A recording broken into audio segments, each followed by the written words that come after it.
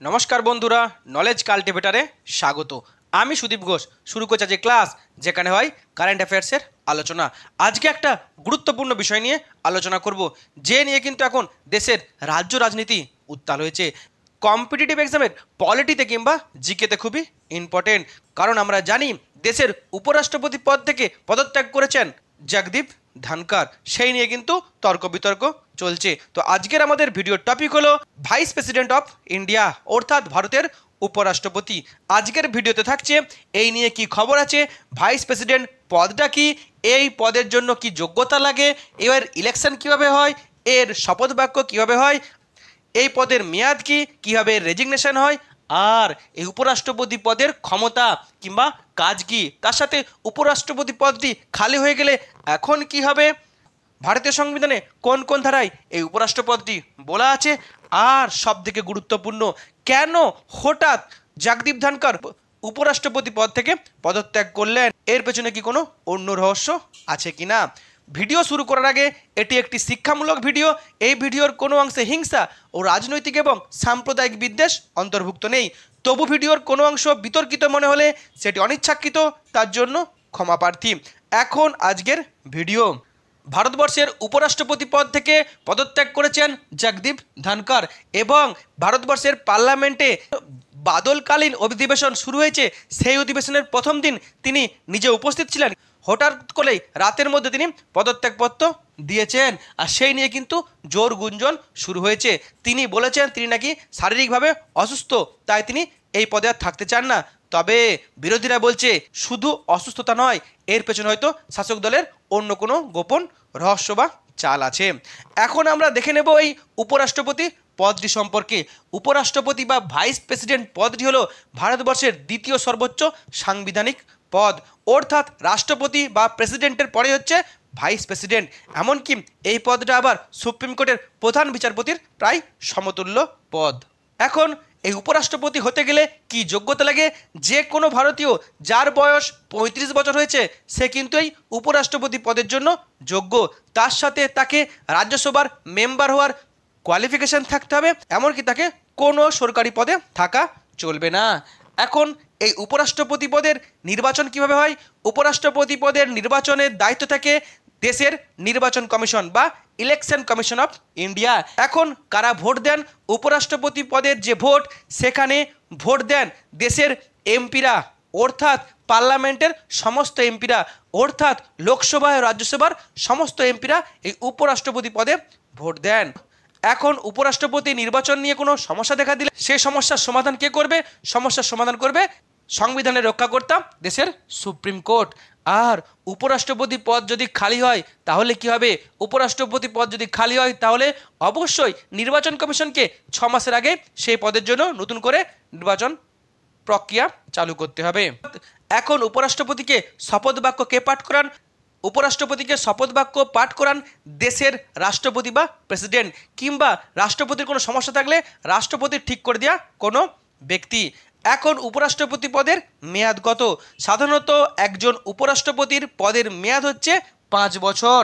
তবে সেই 5 বছরের মেয়াদের আগেই তিনি কিন্তু পদত্যাগ করতে পারেন, তার পার্সোনাল কারণে। হতে পারে তার স্বাস্থ্যের কারণ, কিংবা পারিবারিক কারণ, কিংবা তিনি যে দল থেকে প্রার্থী হয়েছেন সে দলের কোনো সমস্যা থাকলে, বিশেষ করে সরকার পক্ষের কোনো সমস্যা থাকলে, তখন তিনি কিন্তু পদত্যাগ দিতে পারবেন নিজের ইচ্ছায়। তখন তিনি পদত্যাগপত্র কাকে দেবেন? রাষ্ট্রপতিকে দেবেন। এখানেও কিন্তু জগদীপ ধনকর পার্সোনাল কারণে তার মেয়াদের আগেই, প্রায় 2 বছর আগে, তিনি রাষ্ট্রপতিকে চিঠি লিখে তার পদত্যাগপত্র দিয়েছেন।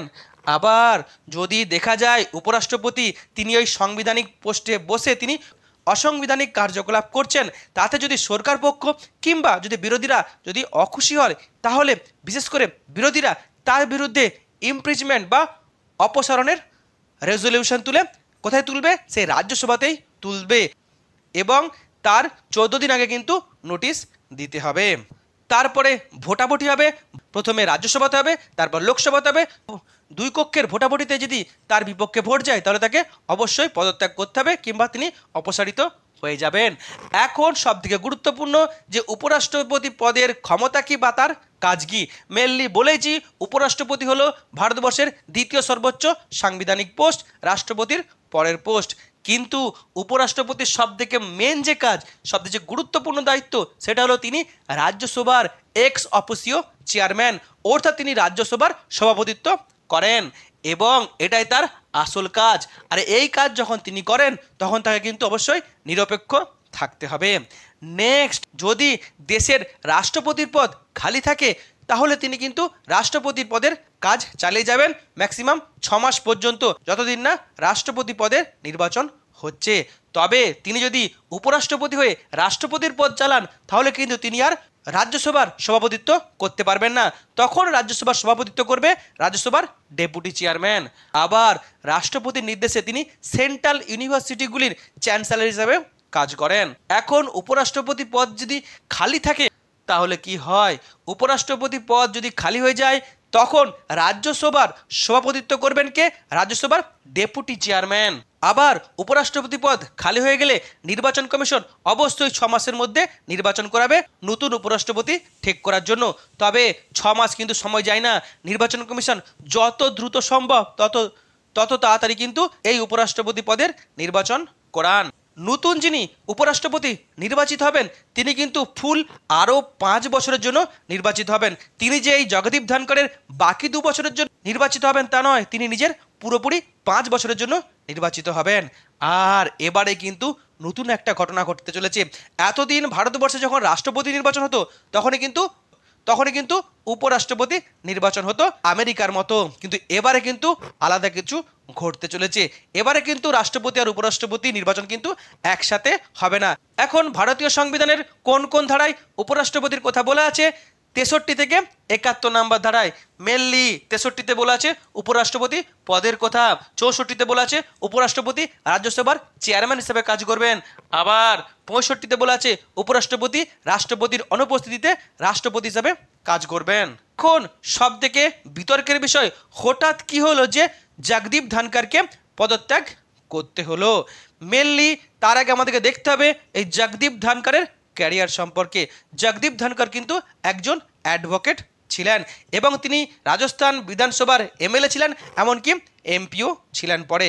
সবথেকে গুরুত্বপূর্ণ, তিনি পশ্চিমবঙ্গের রাজ্যপাল ছিলেন। আর পশ্চিমবঙ্গের যখন রাজ্যপাল ছিলেন তখন কিন্তু একাধিকবার বিতর্ক হয়েছে। তিনি পশ্চিমবঙ্গের বর্তমান রাজ্য সরকারের বিরুদ্ধে একাধিকবার বিরোধিতা করেছেন বা ক্রিটিসাইজ করেছেন।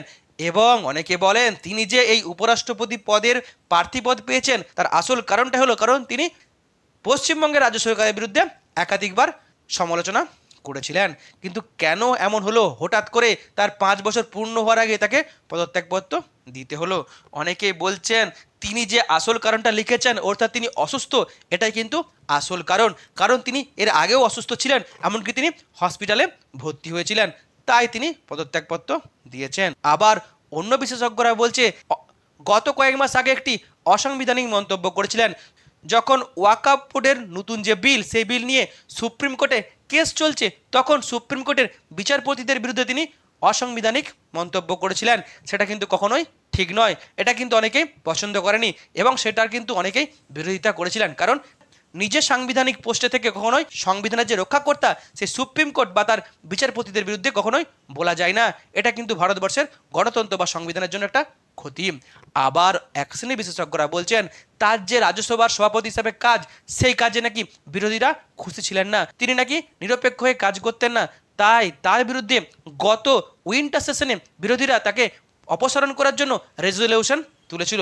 হয়তো এই মনসুন সেশনে সেই নিয়ে ভোটাভুটি হওয়ার সম্ভাবনা ছিল, হয়তো সরকার পক্ষ বুঝেছে তার আগে তাকে পদত্যাগ করতে বলেছে। অনেকে আবার বলছে তিনি যদি পদত্যাগই করতেন অসুস্থতার কারণে তাহলে আগে করতে পারতেন, কিন্তু যেদিন মনসুন সেশনের অধিবেশন শুরু হলো সেদিন তিনি নিজে উপস্থিত ছিলেন, সারাদিনের অধিবেশন তিনি চালিয়েছেন, হঠাৎ করেই কী হলো সন্ধ্যাবেলায় তিনি পদত্যাগ করলেন।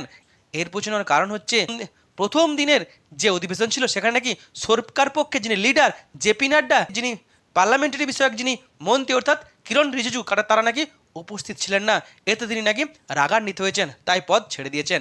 আবার বিরোধীরা বলছে এর পেছনে অন্য কারণ আছে, এটা নাকি গোপনে আরএসএস বা বিজেপির একটা গোপন প্ল্যান, কারণ সামনেই বিধানসভা, আর বিহার বিধানসভাতে কিন্তু যা খবর সেখানে কিন্তু সরকার পক্ষ অর্থাৎ নীতিশ কুমার আর বিজেপি জোট কিন্তু ধাক্কা খেতে পারে। এটা কিন্তু আগামী দিনে কেন্দ্র সরকারের উপর একটা প্রভাব পড়বে, কারণ সেখানে নীতিশের সমর্থন আছে। বিহার বিধানসভা জিতার জন্য বিহারের যিনি রাজ্যসভার এমপি, যিনি বর্তমানে রাজ্যসভার ডেপুটি চেয়ারম্যান, সে হরিবংশ নারায়ণ সিং, তাকে হয়তো বিজেপি উপরাষ্ট্রপতি প্রার্থীপদ দিতে চলেছেন।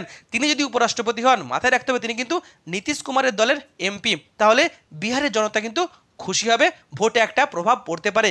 তাছাড়াও বড় কথা, যদি দেখা যায় যে বিহারের ভোটে নীতিশ কুমার সরকারের পতন ঘটলো আর নীতিশ কুমার পাল্টিবাজ, তিনি হয়তো বিজেপির হাত ছেড়ে বিরোধীদের সরকারে গিয়ে যোগ দিয়ে দিল, তাহলে কিন্তু কেন্দ্র সরকারের উপরে কিন্তু একটা এফেক্ট পড়বে।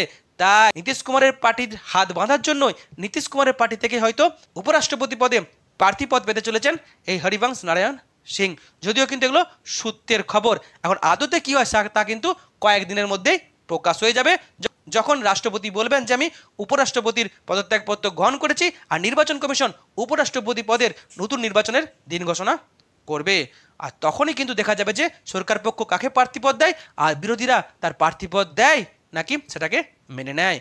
তবে যদি পরবর্তী ক্ষেত্রে ভোটাভুটি হয়, সেখানে কিন্তু বিজেপির একটা সমস্যা আছে, কারণ মাথায় রাখতে হবে এখন কিন্তু লোকসভাতে বিজেপির এমপি কিন্তু সংখ্যা কম, সেখানে কিন্তু একটা ভোটাভুটিতে জোর টক্কর হতে পারে। তবে হয়তো বিহারের নির্বাচনের দিকে তাকিয়ে বিরোধীরা হয়তো নতুন যিনি প্রার্থীপদ আসবেন তাকে হয়তো সমর্থন করে দিতে পারে, নাহলে হয়তো বিহারের জনতা রেগে যেতে পারে। এখন জগদীপ ধনকর কিন্তু প্রথম ব্যক্তি নয় যিনি উপরাষ্ট্রপতি পদে হঠাৎ করেই তার মেয়াদ শেষের আগে পদত্যাগ করেছেন। এর আগেও কিন্তু দুজন ছিলেন। প্রথম যিনি পদত্যাগপত্র দিয়েছিলেন তিনি হচ্ছেন ভিভি গিরি, তবে তিনি পদত্যাগপত্র দিয়েছিলেন রাষ্ট্রপতি পদে প্রতিদ্বন্দ্বিতা করার জন্য। আর ভারতবর্ষের প্রথম যিনি উপরাষ্ট্রপতি ছিলেন তিনি হলেন সর্বপল্লী রাধাকৃষ্ণন, এবং ভারতবর্ষের দীর্ঘ সময়ের উপরাষ্ট্রপতি হলেন সর্বপল্লী রাধাকৃষ্ণন আর হামিদ আনসারি। এই হলো আজকের ভিডিও, যেখানে আমি টোটাল বিষয়টি সুন্দরভাবে তুলে ধরার চেষ্টা করলাম, যেখানে বিতর্ক তার সাথে আলোচনা, পলিটির একটি গুরুত্বপূর্ণ টপিক আলোচনা করলাম। ভিডিওটি ভালো লাগলে অবশ্যই লাইক, কমেন্ট, শেয়ার এবং চ্যানেলটি সাবস্ক্রাইব করতে ভুলবেন না। আবার দেখা হবে একটি ভিডিওতে, ততক্ষণ পড়তে থাকো, হাসতে থাকো।